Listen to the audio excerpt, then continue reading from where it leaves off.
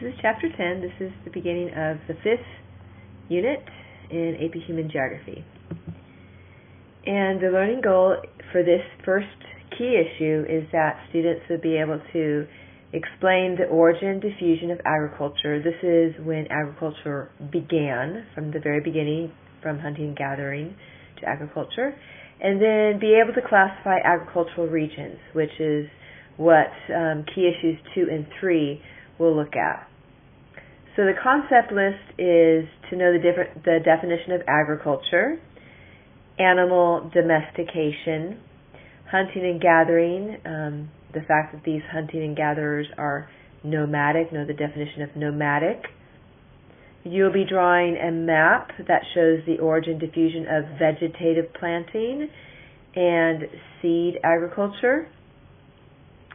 I want you to know the difference between subsistence and commercial agriculture and the difference between extensive versus intensive agriculture. We can look at intensive agriculture as either being capital intensive, which is using lots of machinery and money, and labor intensive as in using lots of human labor. I want you to know what the first agricultural revolution is, also called the Neolithic Revolution.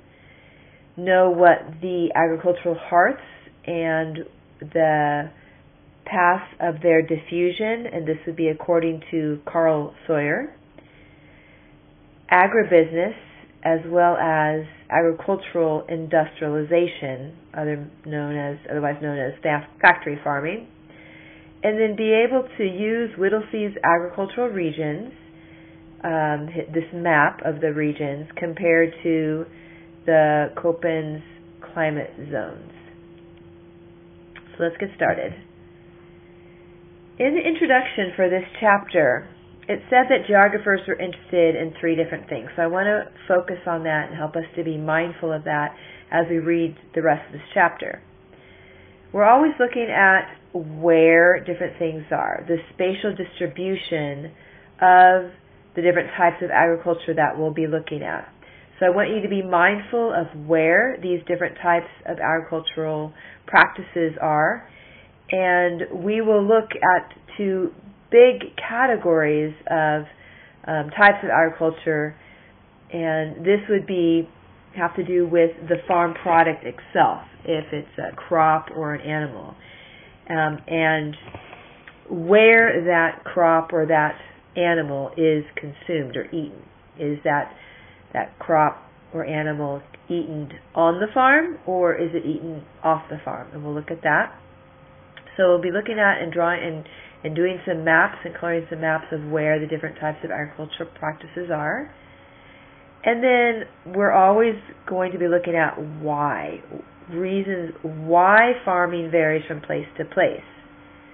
So this definitely relates to the distribution of agriculture.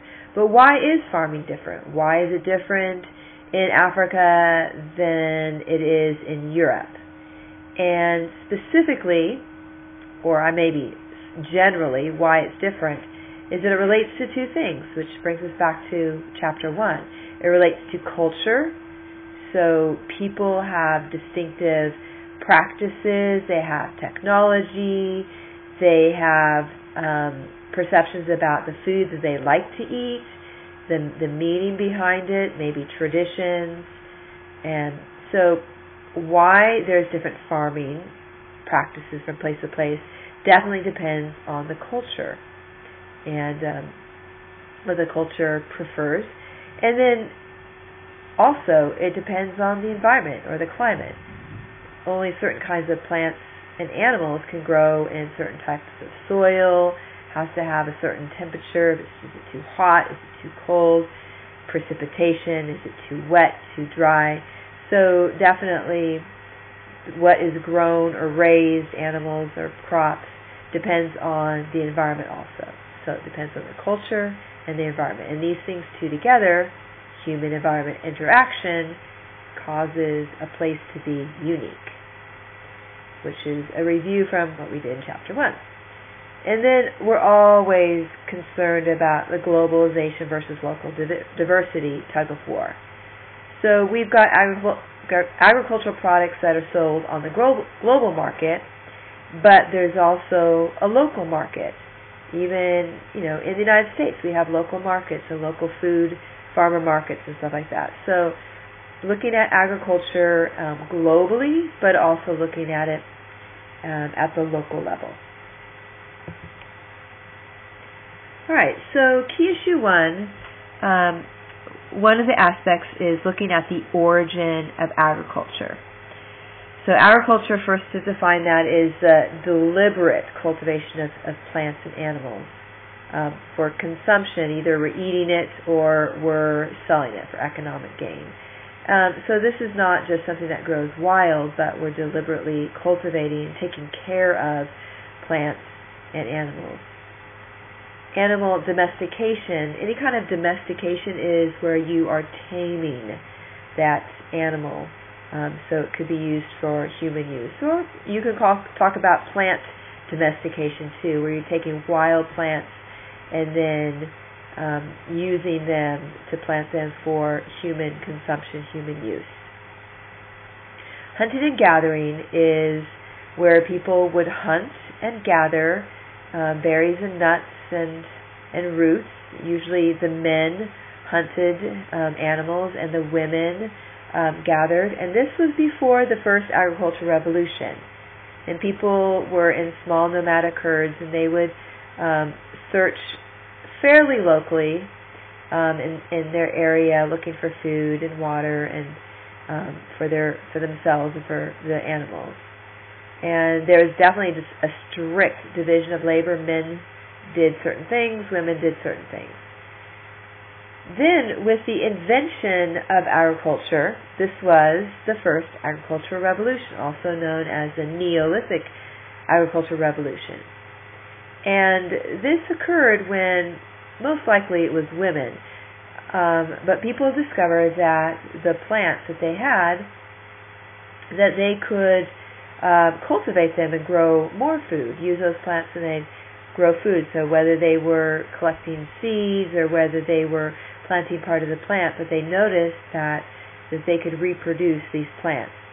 And when that happened, then people didn't just depend on migrating nomadically, circularly, trying to look for food and water, but they could settle in one place, especially with a great water source, and plant.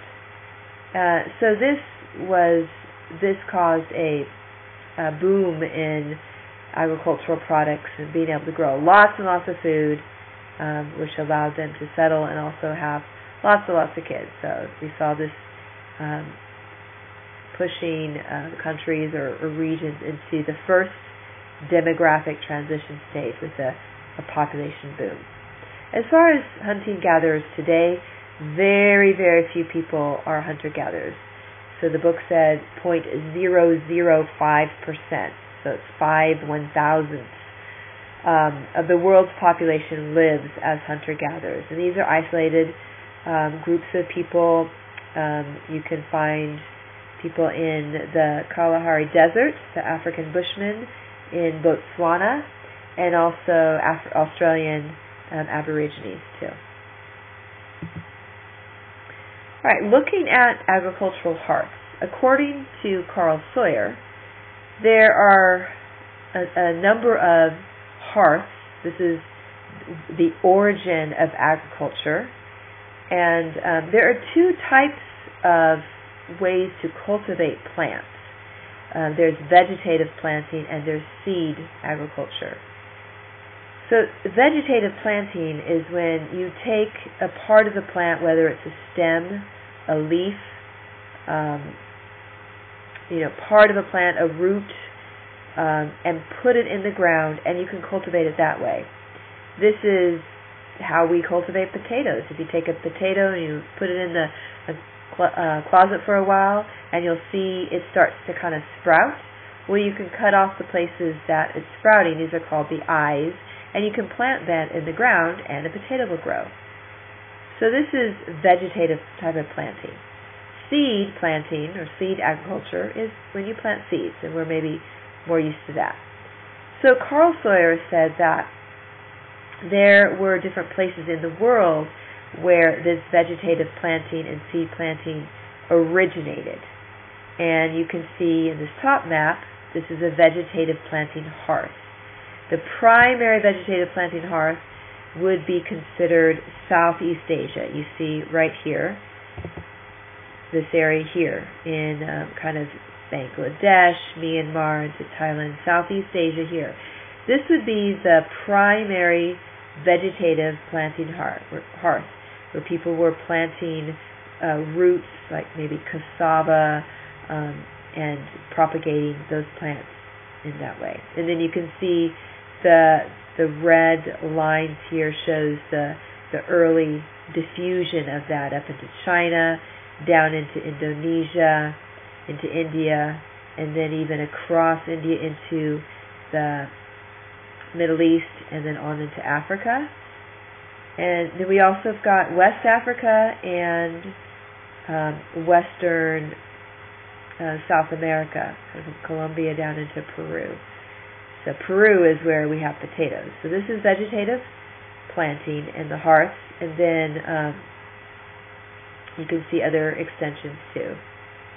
And then seed planting, you can see that the main hearths, these are these early civilizations in northern China along the Yangtze River here. You can see the diffusion there. In what's present day today, Pakistan along the Indus River Valley, that would be a seed hearth, and in Ethiopia. And then you also see in Mexico and in Peru. And then quickly you can see that the blue dots is the animal centers. This is where you have the domestication of animals. Notice that all of the vegetative and seed agricultural hearths are in areas that are in the tropics. So here's the tropical line, Tropic of Cancer, and the Tropic of Capricorn. So all of these vegetative hearths are in a tropical climate where it's nice and warm and wet. Either north or south of the tropic lines would be much too cold, and those would not be vegetative hearths or seed hearths. Right, so this is where agriculture began, and I need you to color your map. Choose one color to represent the vegetative planting and one color to represent the seed planting, and then go ahead and show where the hearths are and where the diffusion is. We're going to pay special attention to the Middle East, the Mesopotamia, which is called from Mesopotamia, from the Persian Gulf through this area, through the Tigris and Euphrates River valleys, down into Egypt along the Nile River. This is called the Fertile Crescent. And you might have studied this when you were in 6th grade and looking at the beginnings of civilization. So in the Fertile Crescent is thought to be where the very first seed domestication along with animal domestication occurred. So seeds and animals together were domesticated in the Fertile Crescent. And so they grew, it's thought that they have grown wheat and barley, and then they would feed that wheat and barley to their animals and also feed it to themselves too.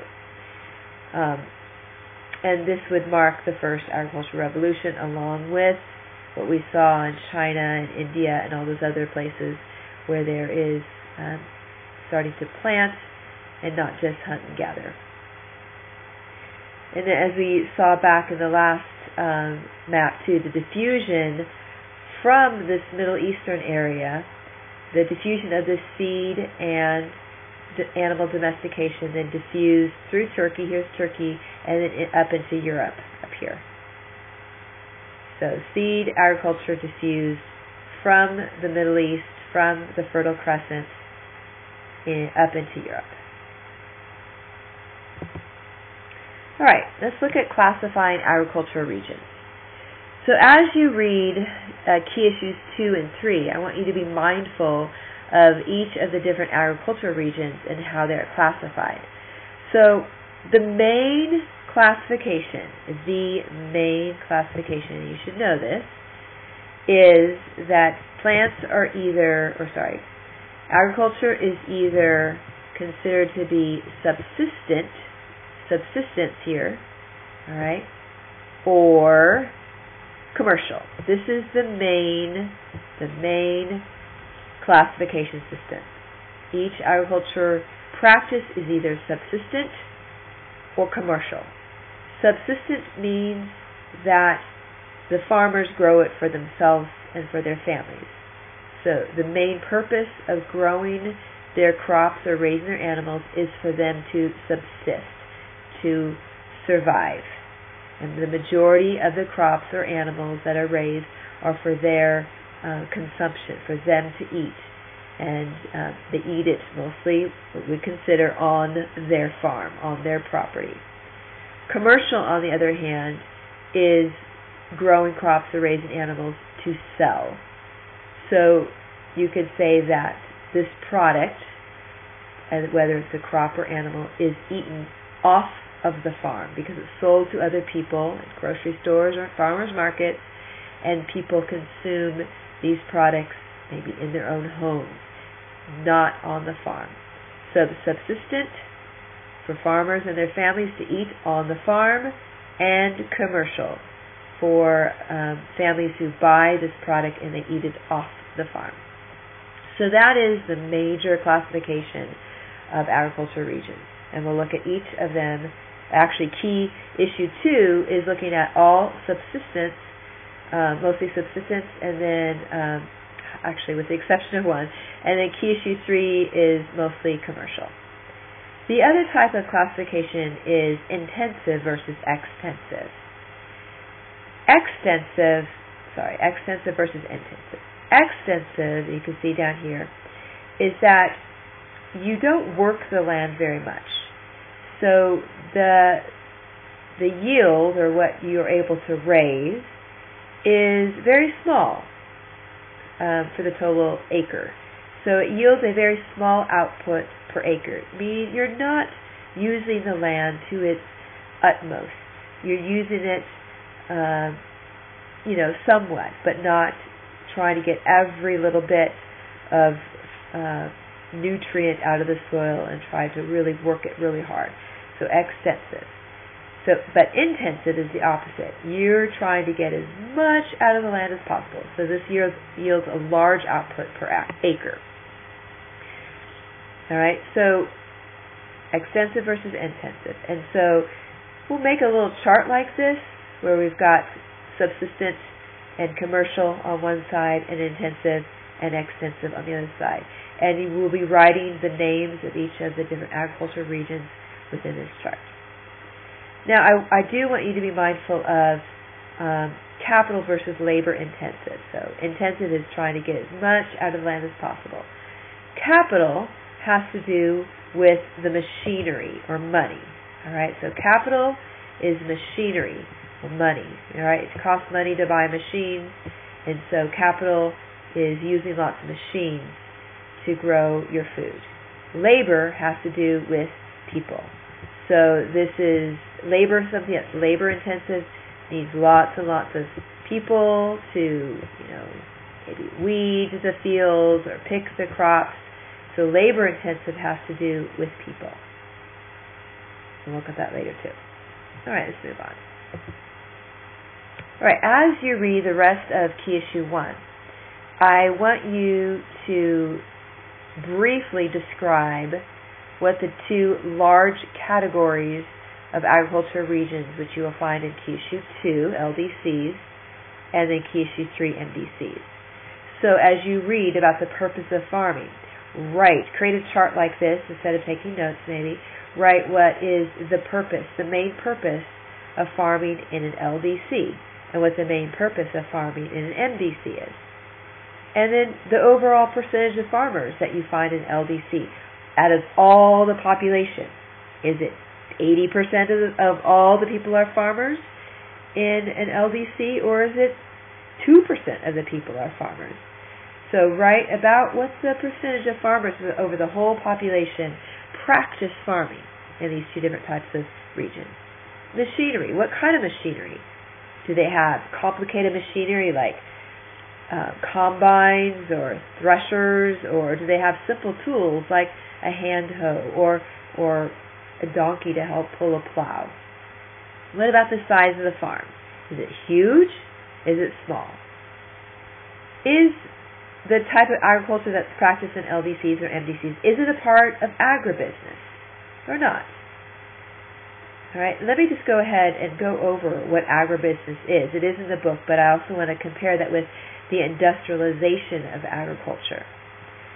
So agribusiness is basically the entire process of agriculture, from the seeds, planting the seeds, weeding, fertilizing, harvesting, and then taking that what you've harvested to the factory so that it gets processed and it gets packaged, and then it goes to the grocery store, and people at this grocery store then buy it.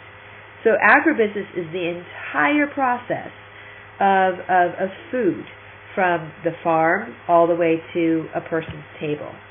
So it employs lots and lots of people in the process. So either you're a farmer, or maybe you're working in a meat processing plant, or you're part of the trucking that product to a grocery store.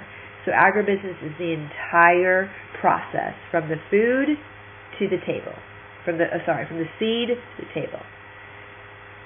Industrialization of agriculture. Industrialization has to do with like factories. So the industrialization of agriculture is when agriculture has become like a factory. It's like factory farming. So this is where you don't have small family farms and everybody, one family does everything. They grow pigs and they and corn, and they have lettuce in their garden, and they raise chickens, and they do all of this. This is more like factory farming. Is like having a big old plot of land that has just cows on it, and those cows are processed almost like a factory. They eat food in a trough, and they're pinned in an area where they're eating food, and they don't see the daylight at all. They just eat, and then they're shipped off to in a truck to be slaughtered. And so this is not like the typical family farm that you would think about.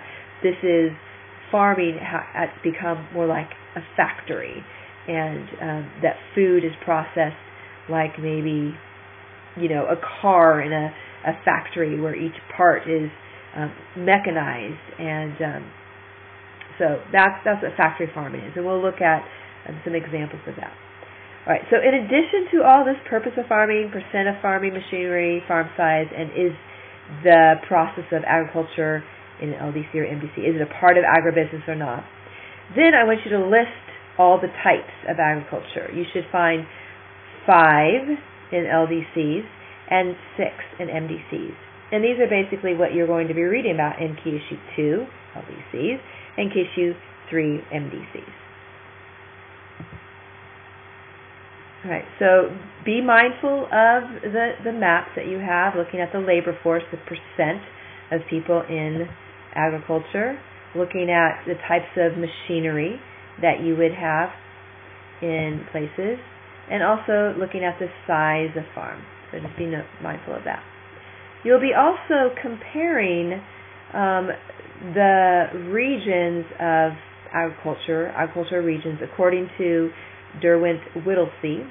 In 1937, he put together this map that shows the 11 different regions, agriculture regions that you'll be reading about. 5 in LDCs, basically there are 4. One is like 2 types, and then 6 in MDCs. So you'll be looking at this map quite a bit. So this is on page 336 and 337. So go ahead and look at that. And then you'll also be using a climate map to correlate what the different type of climate is for each of the agriculture regions. So just to kind of heads up, and we'll be looking at that and coloring a climate map. Right, and thinking about the different types of climate, right, we've got tropical, which is our humid low latitude. We have dry, which is basically a desert. warm and cold mid-latitude. This is our 4 seasons. Whether it's a harsh winter, that would be our cold mid-latitude, and something kind of nice and balmy, like in Florida. You don't have harsh winters. That's like our warm mid-latitude. And then our polar. So if you look here, you can see each of these different things. This would be here, number 1. Think about this. This would be polar. And you look at this, you see a nice palm trees here. This is very tropical, very hot and humid. If you look at here, think about this. This would be desert, very, very dry. Number 4, this would be the mid-latitude. You can see the fall colors. And this would be our highlands. We didn't talk about that. Highlands would be in the mountains. All right, and just for fun, I thought you'd take a look at the family. There's some pictures of families and what they would eat in a week's time. These are from different countries, what they would eat, and the cost of what they would eat in 1 week. So this is kind of interesting. So feel free to pause this as I go. But here is a family from Sicily, and how much it costs in euros, and then compare that with dollars. Feel free to pause. I'm just going to go through it quickly. Here is a family in Germany. As you look through this, notice the amount of processed food versus fresh foods. Here's a family in the United States, typical family.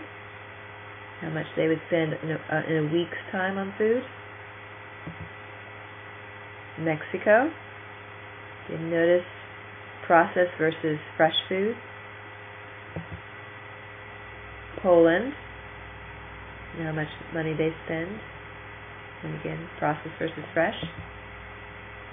Egypt.